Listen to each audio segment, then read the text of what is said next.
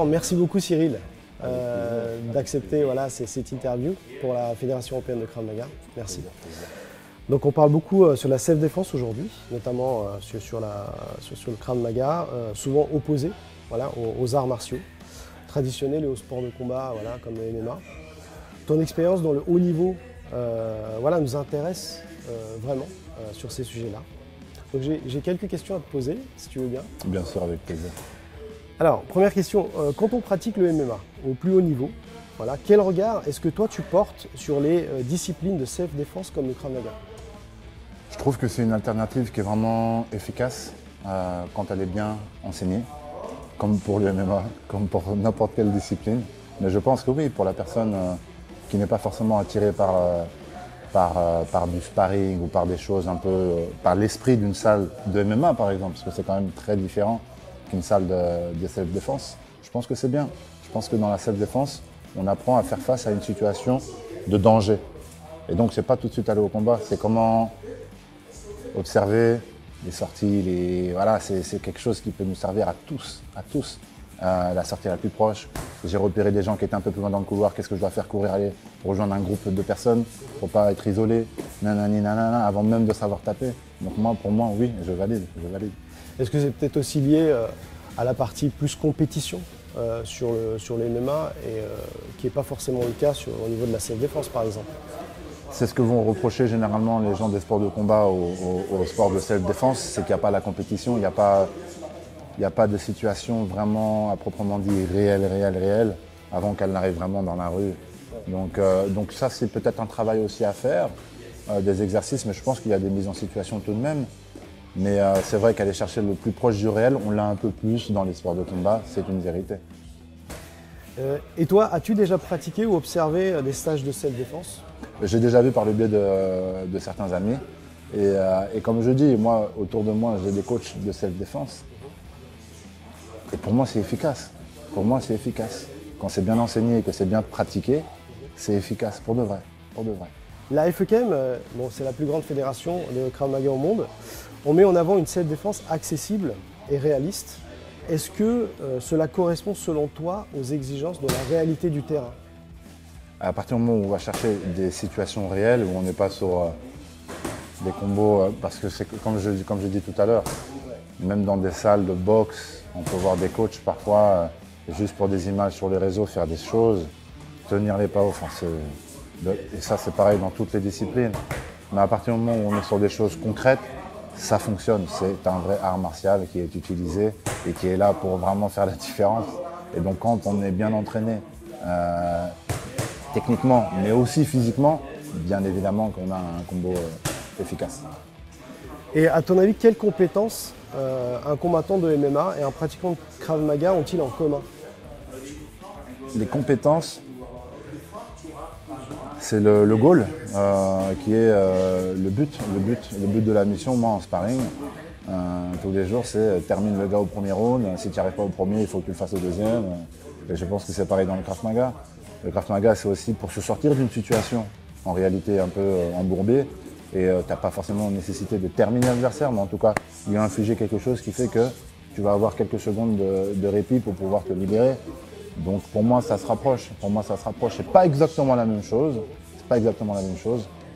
Sur le Krav Maga, on est vraiment sur un ou deux coups efficaces, ou bien même des gestes, ou bien même crier, ou bien même des choses qui vont faire que, comme j'ai dit, on se laisse un peu de répit pour pouvoir essayer de se sauver d'une situation dangereuse. Le MMA, c'est un peu plus stratégique, on prend le temps, on est posé, et la finalité, c'est de terminer l'adversaire. Donc c'est un peu différent quand même, Est-ce que, par exemple, nous, dans notre pratique, on a quand même, ce qu'on dit au niveau de la FEKM, c'est qu'on dit 50% de self-défense et 50% de combat. Donc, est-ce que tu penses que il y a peut-être les bases en fait, c'est-à-dire travailler la distance, travailler il faut les bases. le poids du corps Une fois qu'on arrive à infliger un 1, 2, 3, 4, peu importe le combo, il faut le faire de manière offensive, comme on le retrouve dans le MMA ou dans les autres sports de combat. Et ensuite se servir de ce combo-là pour avoir infligé des dégâts, pour prendre la fuite. Est-ce que le choix pour un jeune, ça peut aussi être par exemple le choix d'une discipline et pas forcément le choix d'une finalité par rapport au MMA ou au Krav Maga? Moi, de toute manière, je suis d'avis à dire qu'il faut être polyvalent. Donc, quand on pratique Moi, c'est la raison pour laquelle aussi un peu je suis passé au MMA. C'est parce que j'ai été attiré par cette polyvalence. J'ai commencé par un peu de boxe thaïlandaise, par pur hasard. J'en ai fait quelques années. Mais très vite, je me suis mis à un sport polyvalent qui est le MMA. Donc un mélange de disciplines, de toucher un petit peu à tout. Et je me suis senti comme un poisson dans l'eau. C'était vraiment mon expérience. Donc je pense que le Krav Maga inculque des choses. Et je pense que c'est bien aussi d'aller se tester sur d'autres choses. Mais le Krav Maga reste une discipline vraiment efficace. Donc finalement, c'est ce qu'on se dit. Nous, on se dit un peu le 4-4 voilà, des sports de combat. C'est-à-dire que... C'est ça, c'est ça. De la même manière qu'il faut aussi aller physiquement travailler son cardio, travailler sa force, sa muscu, tu vois. De toute manière, pour être polyvalent, si on veut être, voilà, c'est une logique. Le Krav Maga, là en ce moment, il y a quelques polémiques sur le Krav Maga et parfois vu comme trop théorique, pas assez combat réel. Tu penses quoi Je pense que ça vient du fait qu'il faut être intelligent et qu'il faut s'adapter à la clientèle qu'on a en face de soi. Je pense que ça vient de ces vidéos parfois. Alors, après, il y a pas mal de dérivés qu'on peut voir sur les réseaux qui sont complètement grotesques. Mais ça, tout le monde sait que ce n'est pas la réalité. Ça se passe souvent aux États-Unis derrière. Avec des coachs qui ne sont pas en forme. Voilà. Donc ça, on n'en parle pas parce que c'est complètement autre chose. La dernière question que j'ai, c'est le Krav Maga est parfois vu comme la forme la plus ouverte pour se défendre. C'est un peu comme ça, voilà, avec Richard, que ça a été connu il y a quelques années. C'est-à-dire qu'en fait, tout est permis, il n'y a pas de règles. Est-ce que ça peut aussi être justement la différence par rapport à un sport de combat où il y a des règles, etc. Et on n'a peut-être pas forcément les mêmes réflexes? On n'a pas du tout les mêmes réflexes. On n'a pas du tout les mêmes réflexes, ne serait-ce que les parties. Mettre un coup dans les parties, c'est tellement efficace. On le voit bien dans les sports de combat, quand il y a un coup sans faire exprès dans les parties, ou doigt dans l'œil. C'est les deux trucs où partie, doigt dans l'œil, ça arrête le combat dans la foulée. Et ça, j'ai des discussions avec les gars qui, justement, pour parler de ces gens qui disent que c'est pas efficace, dans les sports de combat, dans les combats que moi j'ai pu pratiquer, on m'a mis un doigt dans l'œil, je voyais comme ça pendant 3 minutes. Ça a été dur. Ou bien un coup dans les parties, ça t'arrête, ça te sèche. Le cerveau, il te parle, c'est comme un coup au foie, ça t'arrête. Sauf que malgré la coquille. Donc c'est plus dur d'aller chercher le foie de manière efficace que d'aller chercher des parties sans coquille. Donc bien sûr que si, c'est efficace, encore une fois. Okay.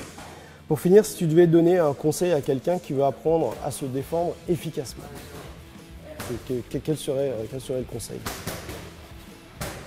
Si j'ai un conseil à donner à quelqu'un qui doit c'est de pratiquer peu importe, self-défense, MMA, ce que vous voulez, mais gagner de la confiance en soi. Gagner de la confiance en soi et surtout de la mémoire musculaire. Donc comme beaucoup en self-défense, on répète les mouvements et puis on voit bien en situation réelle, des pranks comme on dit, surpris dans la rue, les mecs qui ont l'habitude, il sort un truc complètement écolier et complètement efficace. De la même manière que moi si on m'attaque, je vais avoir une garde, typiquement, que j'apprends ici, et c'est automatique, donc c'est de la mémoire musculaire. Donc allez pratiquer, et surtout soyez en bonne santé, ça aussi.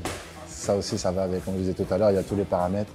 Pratiquez self-défense, MMA, je ne veux pas vous dire de choisir quoi faire, en fonction de vos préférences, en fonction de la salle que vous avez près de chez vous, en fonction des affinités, des amis que vous avez. C'est comme ça que j'ai commencé. J'ai commencé la boxe thaï parce qu'un ami m'a dit de venir commencer, et ça m'a plu. Donc pratiquez. Faites du sport. Est-ce que tu peux donner un petit message à nos pratiquants pour notre séminaire? Les gars, un petit message qui va être sympathique. N'hésitez pas à faire des chassés croisés. Nous, on va venir chez vous, vous allez venir chez nous. On a plein de choses à s'apprendre. Force à vous.